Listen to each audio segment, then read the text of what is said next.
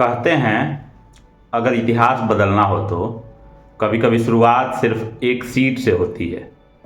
और आज बिहार में ऐसी ही एक सीट चर्चा के केंद्र में है। नाम है बांकीपुर। लेकिन सवाल सिर्फ इतना नहीं है कि यहाँ कौन जीतेगा। सवाल यह है, क्या बिहार की राजनीति अब भी जाति के इर्द गिर्द घूमेगी या विकास के मुद्दे पर एक नया अध्याय लिखा जाएगा।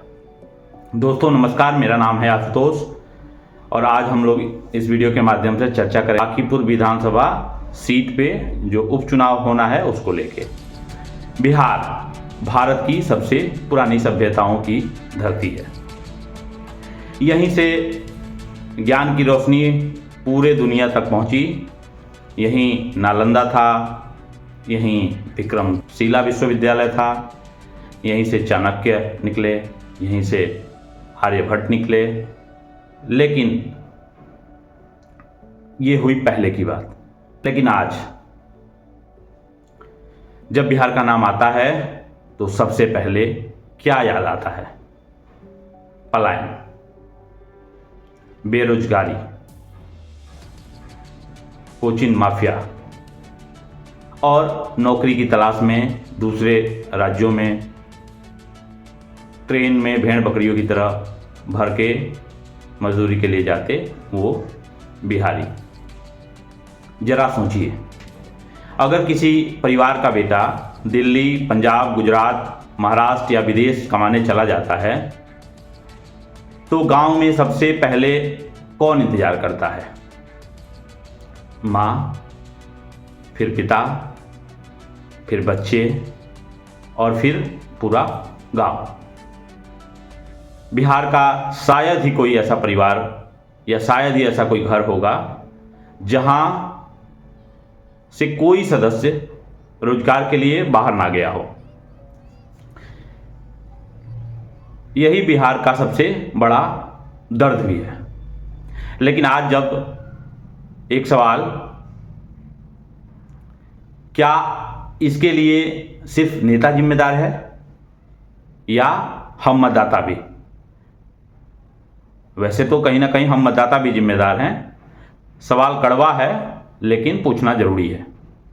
लोकतंत्र में नेता वही बनता है जिसे जनता वोट से अपने चुनती है। अगर जनता 5 सालों तक सवाल पूछेगी ही नहीं तो जवाबदेही कैसे तय होगी? हमने कई बार नेता की जाति देखी, पार्टी देखी, लेकिन क्या हम उतनी मजबूती से अपने सवालों को उनसे पूछ पाए? मेरे इलाके में उद्योग क्यों नहीं लगा? मेरे जिले का पलायन अभी तक क्यों नहीं रुका? मेरे बच्चे नौकरी के लिए राज्य छोड़ने पे क्यों मजबूर हैं? मेरा गांव का जो अस्पताल है आज भी रेफरल सेंटर बन के क्यों रह गया है? वैसे तो कई गांवों में आज भी अस्पताल ही नहीं है।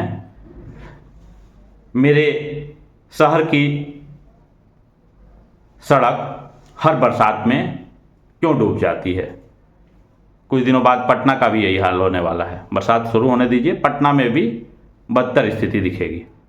यही सवाल बिहार की राजनीति के केंद्र में आने चाहिए और शायद इसलिए इस बार बांकीपुर की चर्चा पूरे बिहार में हो रही है,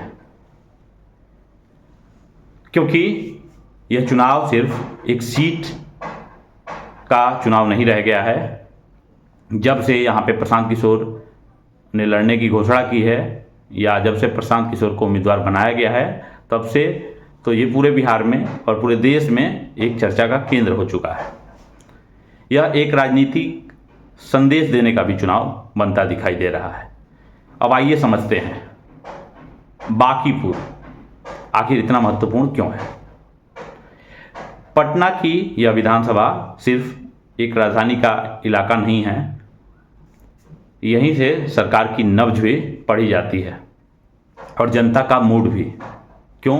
तो यहाँ रहते हैं सरकारी कर्मचारी, व्यापारी, युवा, छात्र, मध्यम वर्ग और पुराने शहरी परिवार, हर वर्ग यहाँ मौजूद है। यानी अगर बांकीपुर में राजनीति हवा बदलती है तो इसकी चर्चा सिर्फ पटना तक नहीं रहती, पूरा बिहार सुनता है। और इस बार इस सीट की चर्चा इसलिए बढ़ गई है क्योंकि जनसुराज ने प्रशांत किशोर को यहां से अपना उम्मीदवार घोषित कर दिया है। अब असली सवाल उठता है, अगर मुकाबला इतना बड़ा बनता है तो क्या राष्ट्रीय स्तर के नेता,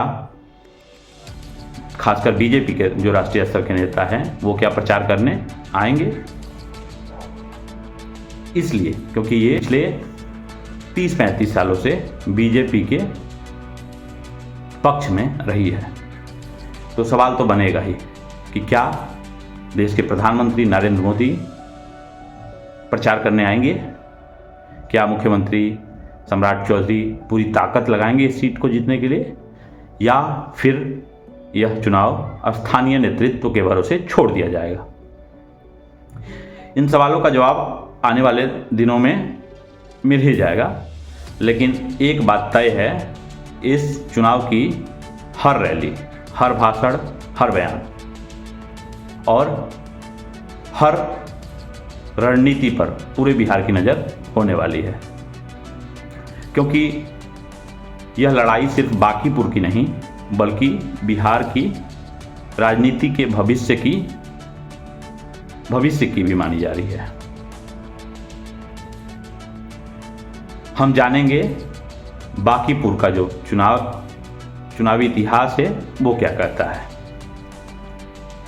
किस जाति का कितना प्रभाव है, कौन कौन से मोहल्ले चुनाव का रुख बदल सकते हैं, और आखिर क्यों इस सीट को बीजेपी का मजबूत किला भी माना जाता है। बने रहिए, क्योंकि असली कहानी अब शुरू होती है।